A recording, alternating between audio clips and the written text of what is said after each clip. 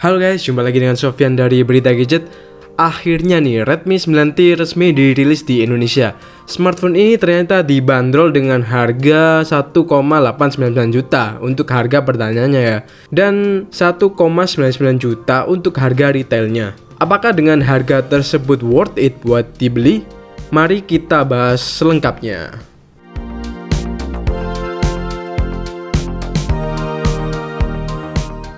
Pertama-tama kita bakal ngomongin desainnya ya. Desain dari smartphone ini jika dibandingkan dengan Poco M3, desainnya itu lebih kelihatan adem ya, alias nggak terlalu agresif looknya. Pattern bagian belakang ini menurut saya menambahkan kesan mewah di HP ini dan saya sendiri sih suka. Soal desain kamera juga menurut saya masih oke. Yang mungkin menurut saya kurang adalah tulisan Redmi di sini yang ukurannya ini nggak bisa digedein lagi, canda digedein. Menurut saya tulisannya ini bisa lah diperkecil lagi ya, biar kelihatannya itu lebih elegan buat dipandang. Untuk layarnya Redmi 9T ini bawa layar 6,53 inch Full HD dengan panel IPS dan juga dilapisi Gorilla Glass 3. Yang pertama saya notice dari layarnya itu soal kecerahannya ya. Entah mengapa layarnya ini kelihatan kurang cerah, dan bener pas saya coba bandingin ke Poco M3 malah lebih cerah Poco M3 ya. Soal warna layarnya menurut saya nggak ada masalah, warnanya oke dan saya masih memaklumi model water drop ini.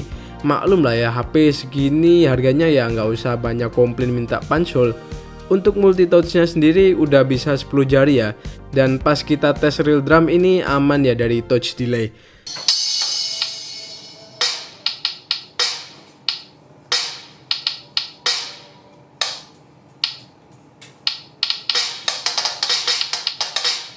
Sementara untuk sensornya ya lumayan lengkap, tapi di sini perlu diketahui nggak ada gyro hardware, jadi gyronya ini masih software.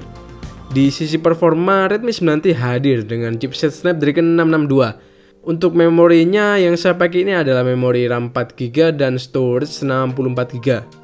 Chipsetnya ini menurut saya udah bagus sih di harganya, bahkan ya salah satu yang terbaik sih. Fabrikasinya udah 11 nanometer dan performanya ini juga udah oke banget buat harganya.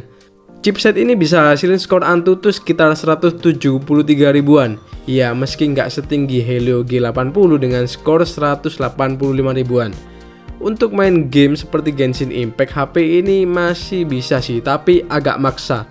Meski udah di setting paling rendah, gameplaynya ini masih sering banget patah-patah. Tapi ya emang ini tuh game yang berat banget ya. Jadi nggak usah banyak berharap buat Genshin Impact lancar di HP ini.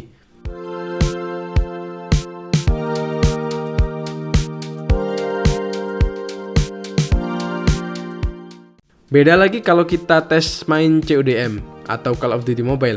Kita masih dapat settingan tinggi, yakni graphic very high dan juga frame rate high. Dan untuk dimainkan itu masih enak ya, dan masih nyaman lah ya.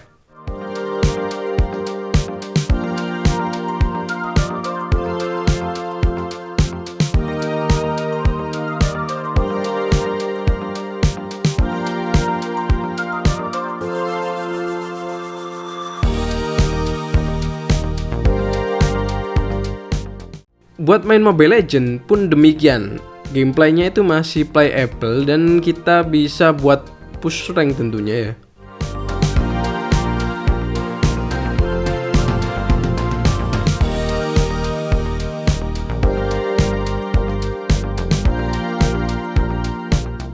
Sementara untuk game seperti PUBG kita bisa dapetin settingan smooth high di HP ini. Tapi satu hal yang perlu digarisbawahi bahwa Redmi 9T ini lagi-lagi yang tadi ya sudah saya sebutkan bahwa nggak ada gyro hardware. Jadi gyronya cuma software. Sehingga buat yang biasa main PUBG pakai gyro tentu akan mengalami delay dan nggak enak. Saran saya mending pakai kursor aja ya. Tapi kalau emang nggak cocok ya jangan pilih HP ini.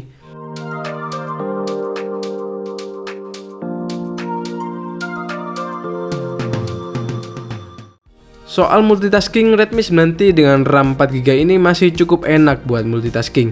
Untuk UI saya nggak terlalu banyak komentar ya, UI-nya lebih nyaman dari MIUI 11. Dan menurut saya faktor yang bikin nggak betah itu ya seperti biasa, banyaknya iklan.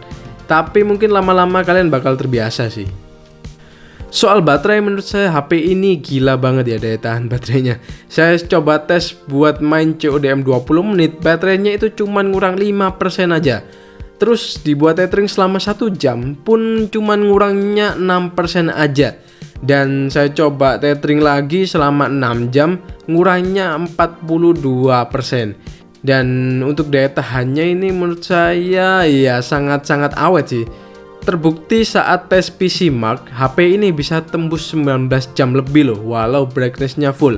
Asli baterai HP ini tuh bisa banget buat tahan 2 harian. Untuk pengecasannya, HP ini mampu terisi penuh dari 10% ke 100% dalam waktu 2 jam 30 menit.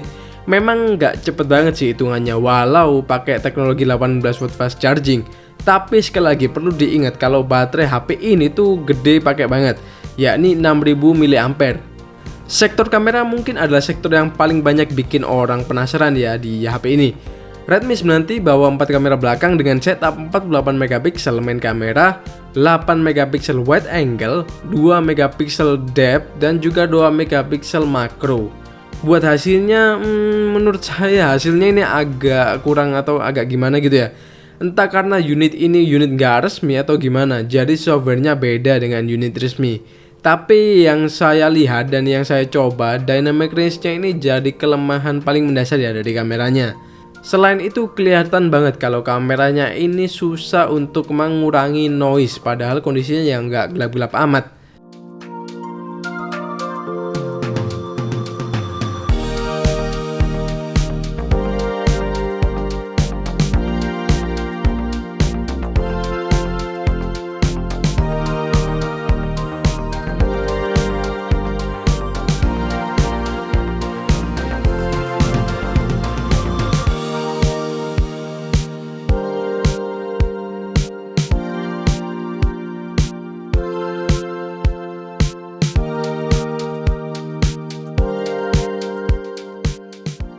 Tapi untuk kondisi daylight, fotonya masih cukup oke ya, dan detailnya juga masih terjaga.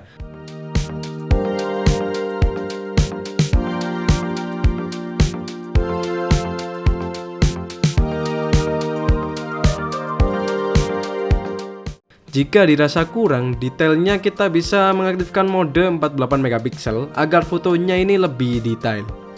Untuk kamera depannya punya resolusi 8 megapiksel, buat hasilnya saya nggak terlalu komplain karena masih oke dan cukup detail.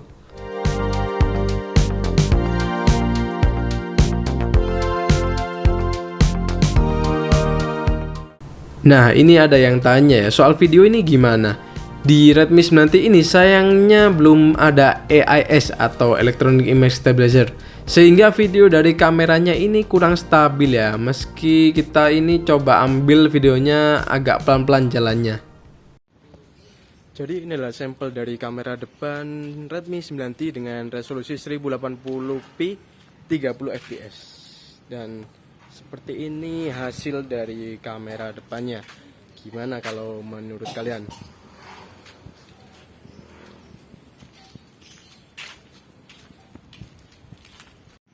Sementara itu ini adalah hasil dari kamera belakang Redmi 9T dengan resolusi yang sama seperti kamera depan, yakni 1080p 30 fps dan nggak ada stabilizernya ya di sini.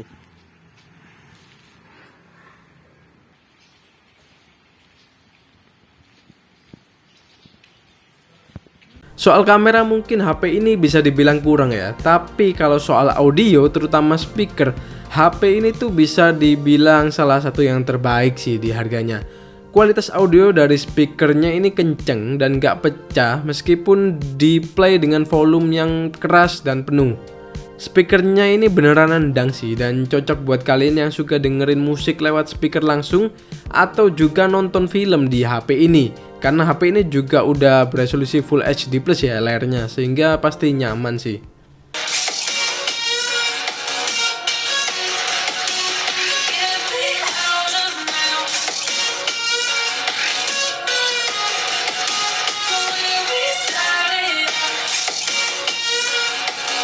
Oke, kita sampai pada kesimpulan. Awalnya saya tuh bingung dengan slogan power up Redmi 9T yang versi global ya. Tapi pas udah nyobain ternyata saya baru paham bahwa HP ini lebih fokus ke performa baterainya. Lantas apakah HP ini worth it buat dibeli? Menurut saya tergantung pada kebutuhan apa. Kalau kamera bagus dan performa tinggi sekaligus butuh gyro, jelas HP ini bukan pilihan kalian. Tapi kalau kebutuhan kalian cuman pada ke baterai awet dan HP ini bisa dijadiin secondary daily driver, atau buat ojol yang mungkin nyari HP yang bisa kuat narik dari pagi hingga malam, HP ini sangat cocok buat kalian. Apalagi kalau kalian suka dengerin musik juga lewat speaker, pasti suka dengan kualitas speaker di harganya ini. Sekian dulu video dari Berita Gadget kali ini. Jangan lupa buat like, komen, subscribe, serta jangan lupa buat nyalain loncengnya biar nggak ketinggalan video menarik lainnya.